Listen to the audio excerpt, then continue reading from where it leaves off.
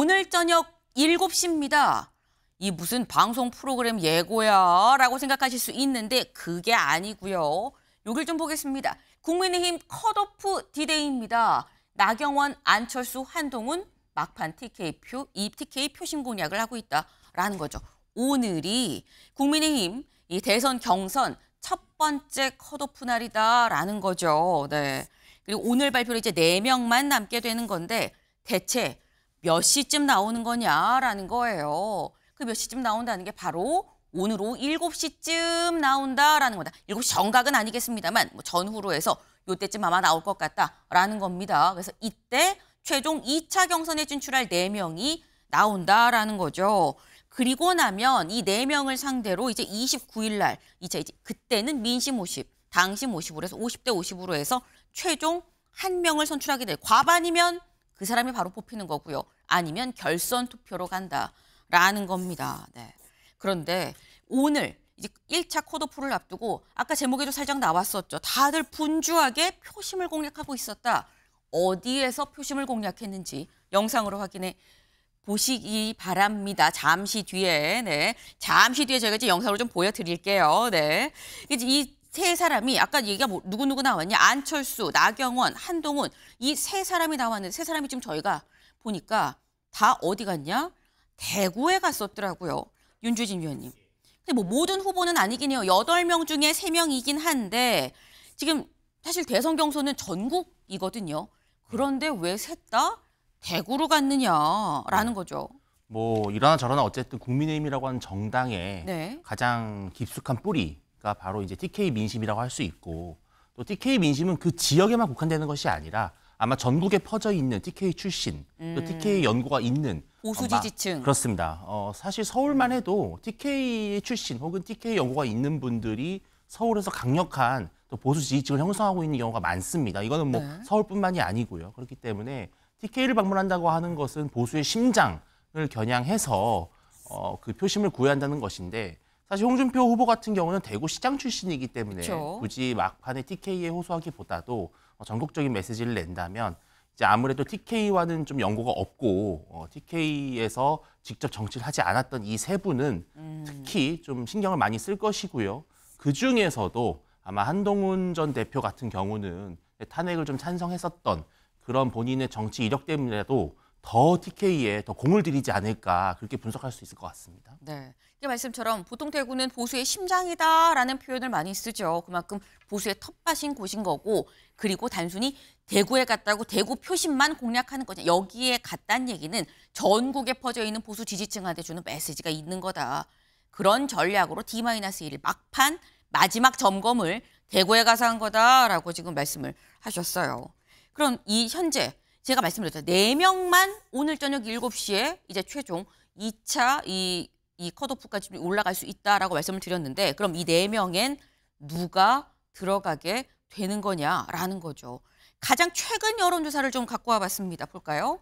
네, 이렇다라는 거죠. 네, 먼저 지금 전체 이 뭐 국민의힘 지지층 뭐 이런 거 아니고 그러니까 전체 일반 국민 여론조사를 따져봤을 때 1위 김문수 리얼미터 여론조사입니다. 2위 한동훈, 3위 홍준표, 4위 안철수예요. 이걸로 따졌을 때는 지금 현재 이렇게 되는 거죠. 4등까지면 안철수까지다라는 거예요. 그런데 여길 좀 보겠습니다. 국민의힘 지지층과 무당층만 따졌을 때를 보면 김문수 27.8, 한동훈 19.8, 홍준표 17.9, 1, 2, 3등이죠. 근데 4등이 안철수는 7.7이고요. 나경원이 10.2입니다. 그럼 국민의힘 지지층과 무당층을 합쳤을 때 4등은 또 나경원 후보다가 되는 거예요. 서영주 대변인님. 네. 지금 사실 뭐 물론 뭐 약간 차이가 있긴 합니다만 뭐 다 전체도 그렇고 지지층도 그렇고 오차범위긴 해요. 최종 4강에 드는 사람은 누가 될 거라고 보십니까? 일단 뭐 단도직입적으로 수치도 얘기를 하고 있으나 네. 이번에 국민의힘의 1차 경선의 전체적인 룰이 국민의힘 지지층과 무당층 역선택 방지 조항을 줬잖아요. 그러면은 지금 현재 오른쪽에 빨간 그래프가 있는 쪽의 어떤 흐름대로 갈 가능성이 높지요. 나경원 후보 같은 경우는 오세훈 서울시장이 불출마하면서 그 자리를 갈아 끼운 그 자리거든요. 그러면은 4강 구도로 그때 봤을 때가 김문수, 한동훈, 홍준표, 오세훈 이렇게 우리가 많이 이야기를 했어요. 그런 의미에서 나경원 의원이 고스란히 오세훈 서울시장 자리를 꿰찼다고 했을 때는 아마 큰 변동이 없다면 김문수, 한동훈, 홍준표, 나경원이 될 가능성이 높죠. 안철수 후보 자체도 전국적인 지지도가 있기 때문에 전체의 수치에 있어서는 저런 흐름을 보일 수 있으나 1차 경선에서는 역선택 방지 때문에 제가 봐서는 개인적으로는 안타깝게 안철수 후보는 4강 안에 들기는 쉽지 않을 것 같다. 그래 보입니다. 네. 이건 물론 지금 서영주 대변인의 개인 예측입니다. 개인 예측인 거고 저녁 7시에는 이제 최종 결과가 나오겠죠. 근데 일단 이 가장 최근 여론조사로 봤다고 한다면 현재 국힘에서 하는 여론조사 자체가 평가 여론조사 자체가 국민의힘 지지층 플러스 무당층 역선택을 방지한 여기를 대상으로 한 거기 때문에 나경원 후보가 좀 더 유리하지 않겠냐라는 말씀을 지금 하셨어요. 그래서인지 요즘 안철수 후보가 상당히 좀 날이 서 있습니다. 잠깐 직접 영상으로 보고 올까요? 윤 전 대통령이 본인에게 대선에 나가라고 하셨다면서 흘리다가 토론에서는 막상 분리하니까 윤 전 대통령을 언급하지 말라니 달면 삼키고 쓰면 뱉는 것도 이 정도까지는 못합니다. 그리고 헌법재판소에서 탄핵 각하를 외치던 분이 탄핵이 인용되자마자 대선판에 뛰어든 모습 모렴치의 끝입니다. 또 안철수 후보님 말씀 자꾸 하시던데요. 급하신가 봅니다.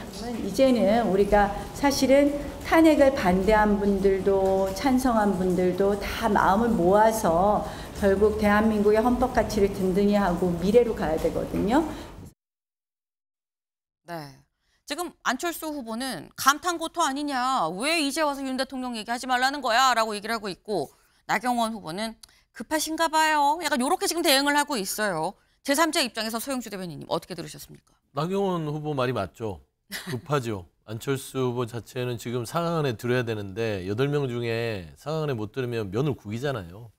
안철수 의원 지금은 이제 후보로 나섰는데 이분의 전체적인 정치 역정을 봤을 때 나경원 후보하고 그렇게 뒤지는 정치 역정은 아니잖아요. 물론 이제 본인의 이 정치 인생 자체가 단일화의 전문가 뭐 이런 식으로 정치 인생을 살아왔으나 그럼에도 불구하고 새 정치로 시작했던 안철수의 정치가 저는 이 국민의힘 대선 경선에서 4강 안에 못 든다면 이제는 연기처럼 사라지지 않을까. 저는 그런 부분에서 굉장히 다급한 어떤 언행이다라고 보는 것이고 또 안철수 후보 말도 틀린 게 없어요.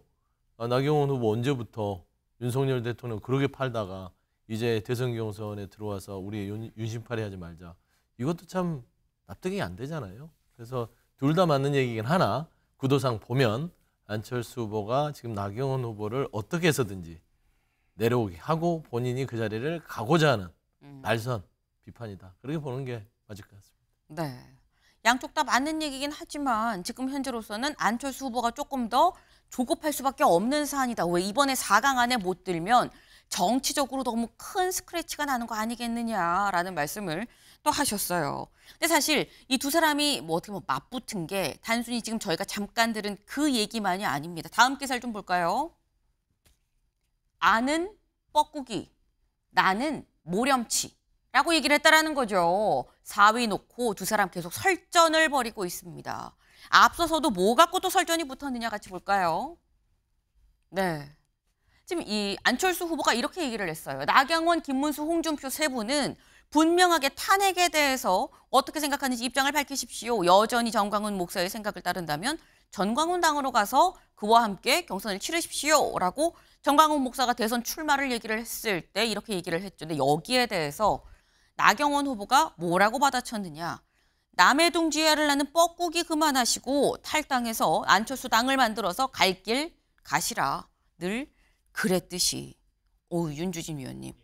이게 오가는 말이 상당히 서로들 탈당하라 뭐 약간 이런 얘기들이에요. 지금 상당히 지금 셉니다. 이게 경선이 흥행이 되면 참 좋긴 합니다만 이로 인해서 사실 끝나고 상흔이 남을까 봐 그게 사실 우려되는 부분인 건데 이거 안 남을까요?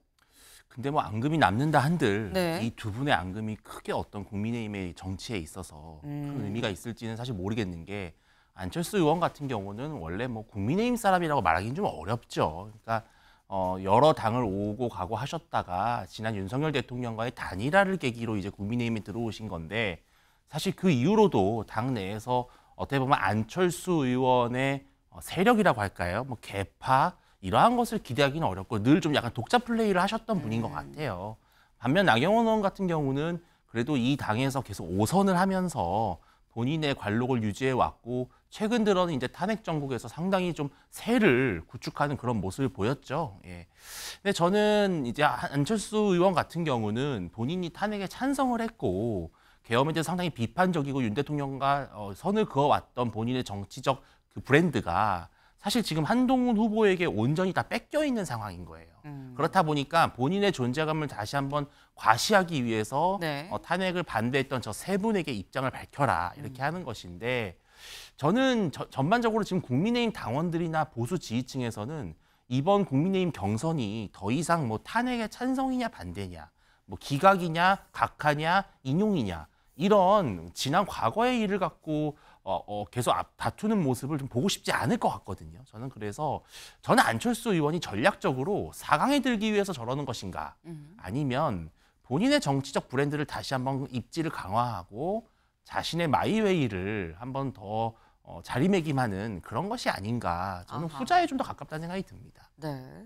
지금 조근조근 말씀을 해주셨습니다만 안철수 후보 좀 힘든 길을 가려는 거 아니겠느냐라는 뭐 이런 식의 말씀을 지금 주셨어요. 네. 지금 이 당으로 국민의힘으로 오긴 왔지만 당에 안착을 했다고는 좀 보기 어려운 거 아니겠느냐 뭐 이런 말씀을 지금 주셨는데 오늘 만평이 하나 있었습니다. 만평 같이 볼까요? 네. 안철수 후보 관련한 만평이에요. 지금 안철수 후보가 빨간 펜을 들고 있죠. 뭐 뭐라고 얘기하면서 뭐 쭉쭉 긋고 있어요. 근데 위에서부터 좀 보겠습니다. 일단 이 사람 안 돼. X라는 거죠. 왜 탄핵 정당은 대선 포기해야 돼라고 얘기했었던 사람은 아니야. 탄핵 반대했었던 사람이 안 돼라고 얘기를 하고 옆에는 여긴 또 한동훈 후보를 얘기하는 것 같아요. 여기는 뭐 이 윤석열 전 대통령 후광도 있고 정치 경험도 없고 검사였고 안 돼. 요 밑에 나경원 후보인 것 같아요. 탄핵 반대했었고 모렴치야 안 돼. 여기는 김문수 후보인 것 같죠. 계엄 옹호했었어. 탄핵 반대했었어. 그래서 또 안 돼. 여기도 안 되고 근데 여기는 돼. 왜? 탄핵 프레임에 자유롭고 깨끗하고 중도 확장성도 있고 그리고 AI도 잘 알고 점점점. 여기는 돼. 여기 동그라미라는 거죠. 지금 이게 국민일보 오늘의 만평입니다. 제목하여 아니다. 어떻게든 대선 후보 해보려는 안철수다라는 만평이 나왔습니다. 근데 사실 이걸 보면 서영주 대변인님, 안철수 후보가 제가 이 앞서서 나경원 후보를 공격하는 거를 말씀드리긴 했었습니다만 네. 나경원 후보만 공격하는 건 아니에요. 모든 후보가 다 안 된다라고 사실 이렇게 얘기를 하고 있는 상황이긴 하거든요. 네, 그러니까 모든 후보를 공격하다가 이제 본인도 판세를 읽을 거 아니에요. 지금 나경원 후보를 끄집어내야 됩니다. 그래야 본인이 그 자리를 가야 되는데 안철수 후보 자체는 오세훈 서울시장의 불출마 이후에 본인에게 반사이익을 기대했을 거예요. 그런데 안철수 후보에게 오세훈 시장의 반사이익이 오지 않고 네. 이게 나경원 후보한테 가네? 이거 뭐지? 뭐가 내 생각만큼 잘 되지 않네? 라는 것이고 오늘 오후 7시에 이제 발표가 있잖아요. 최종적으로 있는데 지금 봐서는 녹록지 않은 것 같아요. 캠프 내부에서도 그렇고 본인이 판단하기에도 일단은 다른 후보를 그냥 분산해서 공격하는 것보다는 한 사람을 딱 찍어서 그래도 이제 뒤늦게 들어왔잖아요. 나경원 후보를 좀 끄집어 당겨서 내가 그 자리를 가겠다라는 부분에 있어서 나경원 후보에게 뭐 좀 강한 날선 비판과 메시지를 내는 건데 나경원 후보에 대한 안철수 후보의 메시지가 맞아요. 계엄을 옹호하고 예전에 그 탄핵의 파면 이전의 모습을 보면 나경원 후보 어땠습니까? 소년보 목사하고 같이 반탄핵 여전사 그렇게 했잖아요. 그렇기 때문에 모렴치하다고 얘기한 건 맞는데 시간이 너무 없어요. 그래서 그런 부분에 있어서는 안철수 후보 제 개인적인 생각이나 네. 시간이 없다. 그래서 좀 오늘 7시에 보면 알겠으나 제가 보기로는 4강 안에 들기는 어려울 것 같다. 좀 그렇게 보입니다. 네, 안철수 후보가 따로 연락을 하실 수도 있을 것 같기도 해요. 네. 정확하게 분석을 했으니까 네. 연락은 안 할 것 같습니다. 네. 일단 지금 현재로서는 아까 저희가 본 리얼미터 이 여론조사로 따졌을 때는 이 국민의힘 지지층과 무당층을 따졌을 때 한 2%포인트 정도 지금 차이가 나고 2몇 %포인트 정도 차이가 나고 있습니다. 때문에 오늘 저녁 7시에 실제 열어보기까지는 어떻게 될지 알 수가 없는 상황입니다. 다만 요 직전 최근 여론조사로 봤을 때는 그러하다라고 지금 말씀을 하신 거예요. 사실 안철수 후보, 나경원 후보 둘 중에 누가 4강에 들어가느냐도 관심이지만 누가 들어가느냐를 보면 요것도 보인다라는 얘기가 나옵니다. 다음 기사 볼까요? 국힘 4강 나경원, 안철수, 반탄, 찬탄 경선 판세가 달렸다라는 거죠. 네. 이게 대체 무슨 얘기냐. 윤주진 위원님. 지금 보면 안철수 후보는 찬탄이고요. 나경원 후보는 반탄이거든요. 근데 둘 중에 누가 4강에 들어가는지를 보면 이번에 국민의힘을 지지하는 사람들이 탄핵에 대해서 어떤 판단을 하는지가 좀 나올 거다. 뭐 이런 얘기 같아요.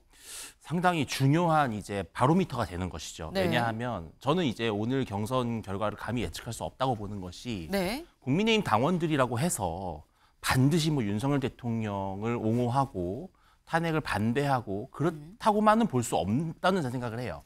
왜냐하면 이번 조기 대선이 어쨌든 중도층의 마음을 사로잡아야만 이길 수 있는 선거임은 분명하고 그렇다면 중도 확장성, 나아가서 탄핵 찬반이라고 하는 그 늪에 빠지지 않고 이재명 후보와 탄핵으로부터 자유로운 그러한 대결을 할 수 있는 후보가 지금 현재로서는 국민의힘에 필요하다라고 하는 전략적 판단을 할 수도 있습니다. 네. 예를 들어서 지난 이제 당대표 경선에서 한동훈 후보가 상당히 66% 정도 되는 압도적인 득표를 했잖아요. 네. 윤석열 대통령과 대척점에 있으면서 이른바 반윤이라고 하는 꼬리표가 붙었음에도 불구하고 당원들은 당시에 한 후보를 선택했어요. 그것은 그만큼 한 후보가 윤 대통령을 뭐가 견제하고 균형을 이룰 수 있을 것이라는 기대가 있었던 것이거든요. 저는 이번에 이제 당원들이 이번 조기 대선에서 얼마나 열의를 갖고 있는지가 좀 드러날 거라고 봅니다. 예를 들어서 조기 대선을 반드시 이겨야 된다라고 하는 그런 승부욕이 강하다면 네. 오히려 안철수 후보에게 좀 유리할 수 있다고 봐요. 즉 탄핵에 찬성을 했고 중도 확장성이 있는 후보를 한 명이라도 더 집어넣어서 경선판을 조금 더 중간으로 옮겨놓자라고 하는 전략적 판단일 텐데 그럼에도 불구하고 만약에 당세가 더 두터운 나경원 후보가 된다면 결국은 지금 국민의힘 당원들은 여전히 윤 대통령 탄핵에 대한 분노와 실망이 상당히 크구나 이렇게 두 가지로 각자 평가할 수 있을 것 같습니다. 네. 사실 지금 저희가 안철수 후보, 나경원 후보 지금 대체 4등이 누가 될까? 왜냐하면 1, 2, 3등은 앞선 쭉 여러 번의 여론조사에서 크게 바뀌지 않았었기 때문에 그렇기 때문에 4등 안철수야 나경원이야. 그 얘기를 지금 저희가 드리고 있는 건데 그런데 분명히 이 오늘 1차 컷오프에선 다 4등 안에 들어가는데 1차 컷오프는 당연으로 갈 것 같은데 근데도 싸우네 하는 사람들이 있어요. 누구냐? 다음 기사 볼까요? 키높이 구두, 눈썹 문신 1호.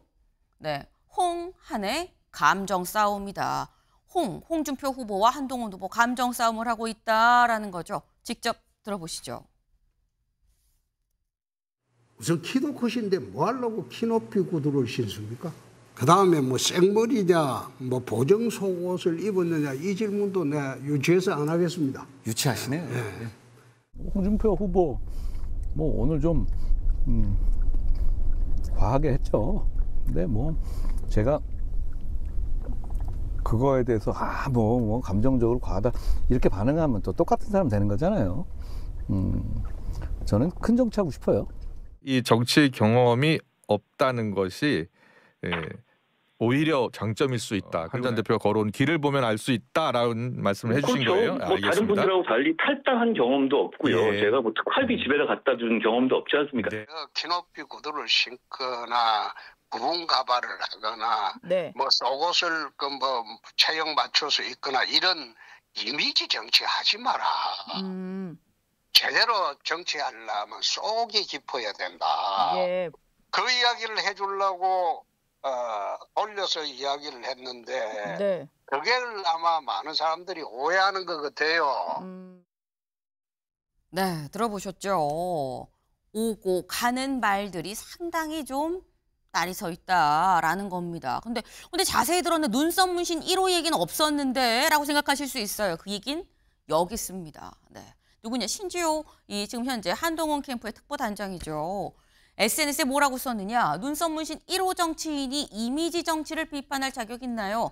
경상도 상남자인 줄 알았는데 하남자네요 라고 얘기를 하면서 한번 또 훅 공격을 들어갔다라는 겁니다. 일단 아까 조선일보 제목이 이거였었죠. 네. 감정 싸움이라는 거였었어요. 윤주진 위원님. 감정 싸움 아니냐는 지적 어떻게 보십니까? 감정 싸움을 먼저 의도적으로 한 것 같지는 않은데 네. 결과적으로는 양쪽이 서로 감정을 핥히는 그런 구도가 된 것 같아요. 저는 뭐 이번만큼은 좀 약간 양비론으로 가야 될 것 같은 것이 홍준표 후보가 조금 더 완화해서 완곡하게 표현했을 수도 있다고 생각을 해요. 예를 들어서 한 후보는 너무 이미지 정치 또 외모에 너무 치중하는 것 같다. 그렇게만 말해도 어차피 국민의힘 당원들이나 국민들은 알 건 다 알거든요. 지금 현재 어떤 부분을 이야기하는 것인지를. 그렇게 말만 해도 충분히 문제 제기할 수 있고 오히려 그 부분은 되게 공감대를 얻을 수 있다고 생각을 했는데 너무 특정한 어떤 요소를 거론하면 이것은 사생활 침해의 문제가 될 수도 있고 아까 말씀하신 대로 뭐 본인에게도 해당이 되는 문제가 되기 때문에 조금 두루뭉술하게 얘기했으면 더 낫지 않겠나라는 생각이 들고요. 다만 저는 이 부분도 말씀드리고 싶은 게 한 후보가 어떤 특정한 그런 뭘 했냐 안 했냐 이걸 떠나서 당원들과 지지층이 또 그런 걱정이 있는 것도 사실이에요. 그러니까 정치가 물론 멋있으면 좋죠. 외모도 중요합니다. 과거의 보수가 또 진보에 비해서 너무 좀 외모적으로나 이미지적으로나 조금 너무 좀 세련되지 못했다라는 그런 비판도 있었어요. 그런데 또 정치인이 너무 그런 외적인 요소에만 치중하는 것을 또 당원들은 걱정하고 있어요. 그래서 저는 양쪽 다 그냥 너무 이걸 그렇게 반영하지 말고 홍 후보는 너무 이렇게 구체적으로 물어본 것에 대해서 좀 사과하시고 네. 한 후보는 본인이 앞으로 외모와 이미지보다도 내실에 더 충실한 정치인이 되겠다 이렇게 하면 될 일인데 왜 이걸 갖고 투닥거리는 것인지 좀 의아합니다. 네. 사실 아까 한동훈 후보는 직접 들어보셨습니다만 뭐 제가 대응하면 똑같은 정치인 되는 거잖아요. 저는 그냥 큰 정치 하겠습니다. 라고 얘기를 하긴 했는데 소영주 대변인님. 네. 근데 한동훈 후보는 그렇게 얘기했는데 이 신지호 특보단장은 눈썹 문신 1호 뭐 또 이렇게 얘기를 했어요. 그럼 이건 어떻게 봐야 되는 겁니까? 감정 싸움이죠. 우리가 전형적으로 이걸 감정 싸움이 아니라고 얘기할 수는 없는 것이고 네. 홍준표 후보 자체가 원래 직구잖아요. 뭘 돌려서 얘기를 해줘요. 뭐 속 깊은 정치를 해라. 속 깊은 정치 하십시오. 이미지 정치하지 말고 이렇게 얘기하면 되는 것인데 예를 들면은 키 높이 구두, 그다음에 생머리, 가발이라고 나중에 얘기했죠. 부분 가발, 그다음 보정 속옷 이런 부분들을 얘기함으로써 국민의힘 경선 자체가 수준이 확 떨어졌어요. 그러면은 홍준표 후보 자체는 모르겠어요. 제가 홍준표 후보를 높이 평가한다면 국민의힘의 경선에서 나올 만한 윤석열 전 대통령의 내일 한행에 대한 파면 얘기, 탄핵의 찬성 얘기 여기에서 화제를 돌리기 위해서 무리수를 뒀나? 라는 생각을 하는데 제가 그건 너무 높이 평가한 거고 제가 봐서는 홍준표 후보가 이강의 상대로 한동훈 후보를 생각하는 것 같아요. 그러다 보니까 이미지를 깎기 위해서 좀 무리수를 뒀는데 해서는 안 될 말이죠. 왜 그러냐면 사람에게 인신 공격이라는 것들은 약점이라는 게 있잖아요. 그래서 이것도 보면 외모에 대한 평가거든요. 그리고 정치인은 이미지가 50% 이상입니다. 이미지 정치하지 말라고요? 홍준표 시장님은 정치하실 때 거울 안 봅니까? 거울 보잖아요. 정치인은 당연히 그런 모든 작은 섬세한 부분부터 이미지에 대해 신경을 써야 되기 때문에 이 부분에 대해서는 그냥 한동훈 후보를 조금 비판하고 모욕 주고 이미지를 깎기 위해서 해서는 안 될 단어를 썼다. 제가 개인적으로 생각하면 1000만 탈모인들한테 지탄을 받을 만한 일을 했다. 저는 그렇게 생각합니다. 네. 개인적인 생각이시고 추측의 영역이라고 또 말씀을 또 드리겠습니다. 네. 개인적인 생각이라고 거듭거듭 말씀을 드려요. 네. 근데 지금 일단은 홍준표 전 시장이 좀 너무했다. 너무 좀 조목조목 좀 이 인신 공격적인 그런 발언들을 한 거 아니겠느냐라는 말씀을 지금 하셨는데 말씀의 사실 중요한 포인트는 그겁니다. 홍준표 후보는 한동훈 후보를 이강의 최종 상대로 생각을 하는 것 같다라는 거죠. 그럼 이건 짧게 윤주진 위원님. 예. 2강으로 홍준표, 한동훈이 올라간다고 하면 이건 그야말로 찬탄이냐 반탄이냐 국민의힘의 지지층이 어디를 지지하는 거냐가 지금 나오는 거 아닙니까? 그렇습니다. 이제 거의 뭐 전면전의 양상으로 가는 네. 것이죠. 찬탄이냐 반탄이냐도 있지만 사실은 이제 어떻게 보면 관록과 경험의 정치인이냐 아니면 신인 그리고 뭔가 신선하고 또 계엄의 해제를 요구했던 그런 뭔가 당돌한 그런 정치의 싸움인데 사실 그렇게 됐을 경우에는 구도상으로는 홍 후보가 조금 더 유리하다고 볼 수 있죠. 왜냐하면 나머지 김문수 후보라든지 나경원 혹은 이런 분들에게 갔던 탄핵 반대 여론이 한 분으로 집중이 되기 때문에 홍 후보로서는 상당히 해볼 만한 예를 들어서 뭐 나중에 순위가 나오질 않습니다만 네. 혹시 한 후보가 1등으로 올라가고 홍 후보가 2등으로 올라가더라도 2등에서 1등을 엎어치게 하는 그런 구도가 가능해서 제 생각엔 지금쯤 한동훈 후보는 결선 투표지를 내가 왜 막지 못했는가라고 하는 그런 후회도 상당히 클 것 같고요. 역시 모든 선거와 경쟁에 있어서는 룰의 싸움이다. 정말 룰의 싸움이고 이번에 이 결선 투표 도입을 한 것이 아마 처음에 근데 홍 후보님은 결선 투표 되게 반대하셨어요. 네. 근데 아마 지금쯤은 또 그렇게 너무 대놓고 반대 안 한 걸 또 본인이 잘했다고 생각할 것 같습니다. 네. 사실 오늘 저녁 7시에 있는 건 1차 컷오프입니다. 다만 이 1차 컷오프를 놓고 다음 이제 뭐 결선 혹은 뭐 과반에 한 명이 나오면 바로 결정이 되긴 하겠습니다만 다음까지의 수까지 좀 가늠해 볼 수 있는 결과가 오늘 저녁 7시에 나온다라는 거죠.